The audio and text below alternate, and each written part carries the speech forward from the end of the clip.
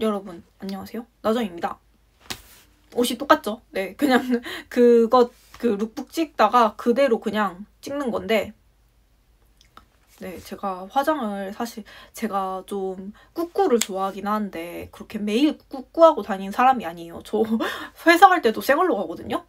학교 다닐 때도, 대학생 때도 생얼로 자주 다녔고, 전 약속이 있어야만 화장을 하는 사람이기 때문에 화장을 한 김에 영상을 다 찍어놔야 됩니다. 아니면은 또 화장을 언제 할지 모르기 때문에. 네, 오늘의 그 주제는 바로 팬사인회 모든 것입니다. 제가 옛날에 한번 팬사인회 모든 것에 대해 찍어서 올렸었는데 그때 제가 너무 횡설수설 말한 것 같더라고요. 그래서 조금 가다듬고 말하기 위해 그 기존에 있던 영상은 내렸고요. 이번에 새롭게 업로드를 해보겠습니다. 네, 그러면은 오늘은 1편 팬사인회 어떻게 가지? 입니다. 그러면은 첫 번째, 팬사컷을 어떻게 할까요? 왜냐면 우선 팬사인회 가려면은 팬사컷을 알고 내가 붙어야 가겠죠? 가장 흔한 방법은 팬사컷을 사보는 거예요. 근데 저는 늘 친구들한테 얘기를 하는 거지만 팬사컷 절대 사지 마세요. 그거 창조경제입니다. 제가 그게 왜 창조경제인지에 대한 이유를 하나하나 설명해 드릴게요. 팬사컷은 그때그때 달라집니다. 물론 이 정도 사면은 붙겠지 하는 팬사컷이 있긴 있어요. 근데 그게 절대적이지 않아요. 우선 팬사인회라는 거는 당연히 대다수가 줄 세우기입니다. 근데 그 줄 세우기도 기준이 되게 다양해요. 그냥 정말 생으로 줄 세워주세요 해갖고 진짜 뭐 요즘에 50명 많이 하니까 진짜 그냥 많이 탄 사람 그 내림차 순으로 정렬해서 1등부터 50등까지 이렇게 끊는 경우도 있고, 이 팬사인회라는 게 소속사의 입김이 굉장히 커요. 그 아이돌 소속사에 다녔던 친구가 있고, 그리고 음판사에도, 팬사인회 주최하는 음판사에도 다녔던 친구가 있거든요. 걔네한테들은 오피셜입니다. 팬사인회는 100% 소속사 입김으로 굴러가요. 그래서 소속사가 외국인을 많이 붙여주세요 하면은 외국인을 좀 더 많이 붙여주는 거고, 한국인을 더 많이 붙여주세요 하면은 한국인을 더 많이 붙여주는 거기 때문에 이 기준을 어떻게 될지 알 수가 없는 거죠. 그래서 팬사인회 컷은 그때그때 달라질 수밖에 없습니다. 그렇기 때문에 팬사인회 컷을 알 수 있다, 이거는 100% 거짓말이에요. 왜냐면은 만약 설령 진짜 모든 음판사의 지인이 있을 리도 솔직히 막무하죠.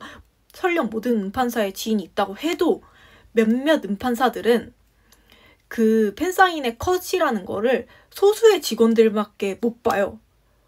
그렇기 때문에 내가 그 팬사인회를 개최하는 음판사가 얼마나 많은데 그거를 전부 본다?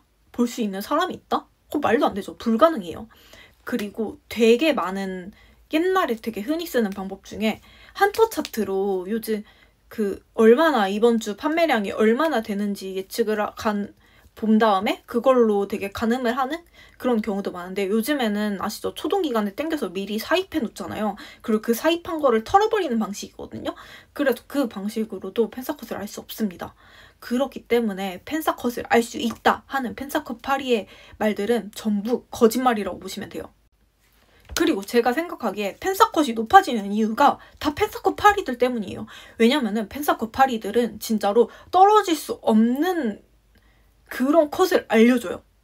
저도 팬사컷을 사본 입장으로서 그 팬사컷 파리들은 진짜 그냥 당연히 만약에 30장이 컷이면은 50장을 알려주고 50장이 컷이면은 70장, 80장을 알려주는데 그럼 당연히 붙겠지. 그 정도로 많이 사면은 너무 당연한 거잖아요.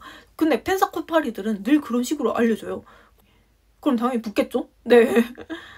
그리고 팬사컷이라는 게 진짜 유동적이에요. 왜냐면은 물론 이 정도 사면은 붙겠다 하는 게 있긴 있어요. 그 정도 급은. 근데 만약에 뭐 교복 팬싸를 해요. 교복 팬싸를 하면은 컷이 치솟겠죠? 근데 또 사람들이 교복 팬싸? 어떻게 컷이 너무 높을 것 같은데? 하고 또 안 넣을 수도 있어요. 안 넣으면은 의외로 그 팬싸가 미달릴 수도 있는 거예요. 그러니까 팬싸 컷은 굉장히 유동적이고, 뭐 솔직히 말해서 어떻게 맞추는 게 불가능하다고 생각해요, 저는. 저도 팬사인회 진짜 많이 다녀봤지만 저도 떨어진 적도 굉장히 많고요.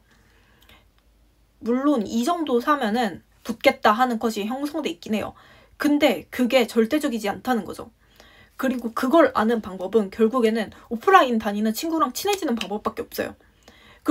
그리고 솔직히 말해서 오프라인에 굳이 그 팬덤 친구가 아니어도 돼요. 그냥 적당히 팬사인회 많이 다니는 사람들은 얘네 정도면은 어느 정도지 않을까? 라는 컷이 가늠이 돼요. 저도 솔직히 좀 그런 편이거든요. 그래서 그냥 친구들끼리 대충 어쨌든 뭐 아이돌 덕질하다 보면 공방 조금만 뛰어도 사람들한테 말 걸고 이런 팬사인회 다니는 애들이랑 좀 친해지잖아요. 그리고 좀 친해져서 얘네 얼마일 것 같아? 서로 뭐 새로운 애들에 간다고 해도 그렇게 막 얘네 얼마일 것 같아? 막 어느 정도지 않을까? 하면은 보통 맞아요. 저는 늘 그렇게 맞춰서 갔던 것 같아요. 그리고 팬사컷이라는 거는 결국에는 처음에는 올려치기로 살 수밖에 없어요. 처음에 올려치기로 사고 그러니까 조금씩 낮춰보는 거죠. 처음에 얘네 한 30장이지 않을까? 하면은 처음에 50장을 사요. 50장은 솔직히 넘어갔고 한 40장 사고 붙었네? 조금 내려보고 하면서 이제 팬사컷에 가늠을 하는 거죠. 저는 늘 이런 식으로 했습니다. 뭐 만약에 이제 좀 잘 나가는 기획사 아이돌 같은 경우에는 대형 기획사 아이돌 같은 경우에 기본 100만 원이 넘어가잖아요. 그러면은 한 250만 원일 것 같은 애들은 한 300만 원 질러 보는 거예요. 왜냐면 이게 팬사인회가 어쨌든 처음 가려고 딱 결심했는데 떨어지면은 진짜 그냥 빠이 하고 싶거든요. 그래서 저는 처음에는 무조건 올려치기로 삽니다. 올려치기로 사고 이제 점점 조금씩 낮춰보는 거죠. 네, 그렇게 팬사인회 컷은 그런 식으로 가늠하면 됩니다. 그리고 종종 저한테 팬사컷을 물어보시는 분들이 있어요. 근데 이거는 제가 알려드릴 수가 없어요. 왜냐면 팬사인회라는 게 어쨌든 경쟁 체제인 거잖아요. 그러니까 내가 이 사람보다 많이 사야 붙는 거잖아요. 그래서 만약에 제가 이 아이돌 팬사컷 몇 장입니다 해버리면은 모두 제가 말한 것보다 많이 사겠죠. 그럼 당연히 컷이 올라가는 거잖아요. 그래서 저한테 팬사컷을 물어보시는 분들이 있는데 그건 제가 말해드릴 수가 없습니다. 그리고 솔직히 제가 만약 안다고 해도 제가 말했잖아요. 팬사컷은 절대적이지 않다고. 만약에 제가 말에 들었는데 컷 이 정도일 것 같아요 라고 말씀드렸는데 떨어져 버리시면 전 원망받는 거잖아요. 그래서 그러기 싫기 때문에 저한테 팬사컷은 물어봐도 말씀드릴 수가 없습니다. 되게 소신껏 팬사컷은 넣는 걸 추천드립니다.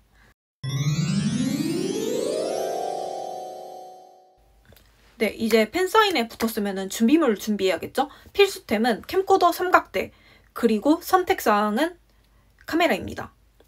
우선 캠코더 같은 경우에는 소니 AX700을 제일 많이 씁니다. 근데 만약에 내가 팬사인회 자주 갈 거다라고 하시면은 저는 캠코더 정도는 꼭 그냥 구매하시는 거 추천드려요. 근데 구매할 때 솔직히 AX700은 되게 오버스펙이에요. 너무 비싸고 그러니까 한 200만 원 정도 하는 걸로 알고 있거든요. 근데 저는 솔직히 팬사인회만 갈 거면은 200만 원짜리 AX700 사는 것까진 굳이? 저 같은 경우에는 소니 AS43을 쓰거든요. 이건데 이게 AS700이랑 다를 게 거의 없어요. 뷰파인더 없는 것만 다른 걸로 알고 있거든요. 근데 이건 100만 원? 이면은 살 수 있어요. 그래갖고 저 같은 경우에는 자주 가면은 우선 자기 개인용 삼각대랑 캠코더 정도는 구비해 놓으시는 거 추천합니다. AX700은 오버스펙이고 저처럼 AX43이나 AXP55인가?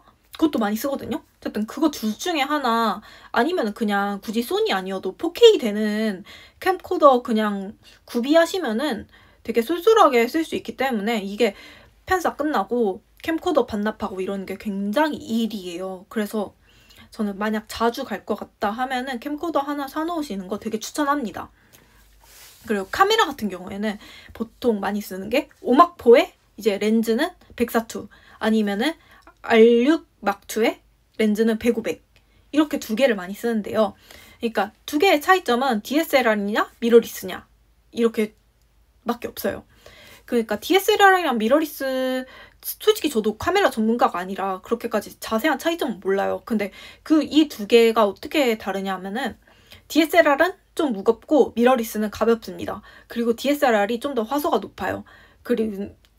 그래서 줌인을 땡겨갖고 이 크롭할 때 좀 덜 깨지는 거 정도? 근데 DSLR은 진짜 개 무거워요. 대신 미러리스는 되게 가볍고요. 그래서 요즘에는 미러리스를 훨씬 많이 써요. 그리고 저도 좀 만약에 들고 가시면은 저는 미러리스 빌리는 거 좀 더 추천합니다. 왜냐면은 솔직히 펜서장 자체가 그렇게 줌인할 필요도 없을 뿐더러, 그리고 진짜 DSLR은 진짜 무거워요. 그래서 조금이라도 가벼운, 어쨌든 들고 찍어야 되잖아요? 그래서 조금이라도 가벼운 미러리스를 쓰시는 거를 저도 좀 더 추천하는 편입니다. 근데 카메라는 왜 선택이냐?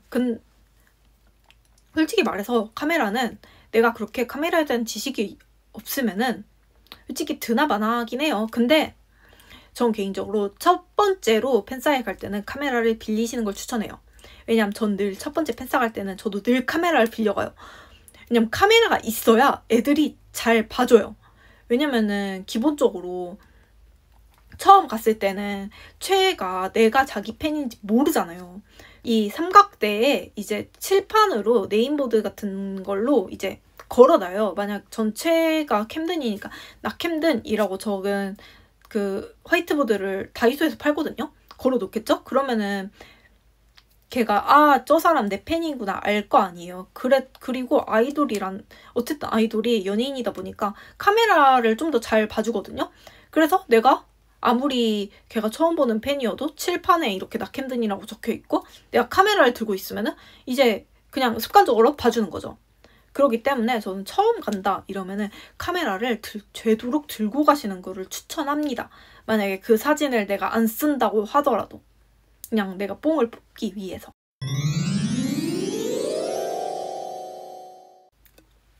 네, 그러면은 세 번째, 팬사인회 텀은 어떻게 하는 게 좋을까요? 저는 늘 말씀드리고 싶은 게 애들이 기억해줬으면 좋겠다 하면은 제발 붙여서 가세요. 일주일에 한 번씩 가지 말고. 요즘엔 되게 일주일에 한 번씩만 가는, 이왕 막 두세 번 갈 거면은 일주일에 한 번씩 이렇게 할 말이 없을까봐 바로 다음날에 가면은 그러시는 분들이 많은데 솔직히 기억해주길 바라면은 붙여가는 게 나아요. 왜냐면 이틀 연속 본 사람을 더 기억하기 쉽지. 일주일에 한 번씩 보면은 어차피 아이돌은 한 번 팬사인회 할 때마다 50명씩 팬들을 보는데 일주일이 지나면은 이미 뭐 팬사인회 활동주 같은 경우에 한 2번, 3번 하잖아요. 많으면 4번도 하잖아요. 그러면은 만약 3번만 해도 이미 150명의 팬을 봤는데 기억할 확률이 더 낮잖아요. 그래서 아이돌이 나를 기억해주고 싶다 하면은 붙여서 여러 번 가세요. 그러면은 뭐 한 3일 연속으로 보면 보통은 기억하니까 저는 그러시는 거 추천합니다. 그리고 되게 아이돌이 나 자신을 기억 못한다는 거에 그렇게까지 막 크게 의미부여를 하지 마세요. 솔직히 말해서 그래봤자 빠순이고 아이돌한테 내가 특별할 거야 라고 의미부여를 하는 순간 정신병이 시작돼요. 진짜 저는 비추합니다. 그럼 팬사인회 붙었죠? 이러면 이제 맛캠을 구해야 돼요. 늘 저한테 막 저런 거 누가 찍어주는 건가요? 라는 게 되게 많이 달리는데 이게 다 팬사인회 받는 거는 맛캠이라는 거 사람들이 찍어주는 겁니다. 맛캠은 그냥 트위터로 구하면 되는데요. 트위터 거래계에 날짜, 음판사, 아이돌 이름 한 다음 맛캠 구해요 하고 뭐 오픈카톡 같은 거 올려놓으면은 알아서 연락이 옵니다. 그러면은 그 분이 팬사인회 받을 때 찍어주시면 되는 거예요. 그 사람 하는 거를 따라가면서. 그니까 근데 맛캠 같은 경우에는 전 한 2-3명 구해놓는 걸 추천해요. 왜냐면은 그 번호가 겹칠 수 있기 때문에 한 2-3번 구해주시는 게 좋습니다. 그리고 되게 팬사장이 그니까 되게 단차가 없는 데도 있고 그래서 좀 막 안 보일 수도 있고 각도 문제도 있고 그래서 무조건 되도록 저는 무조건 2명 이상은 구해둬야 된다 생각하기 때문에 네, 그런 식으로 맛캠을 구하시면 됩니다. 네.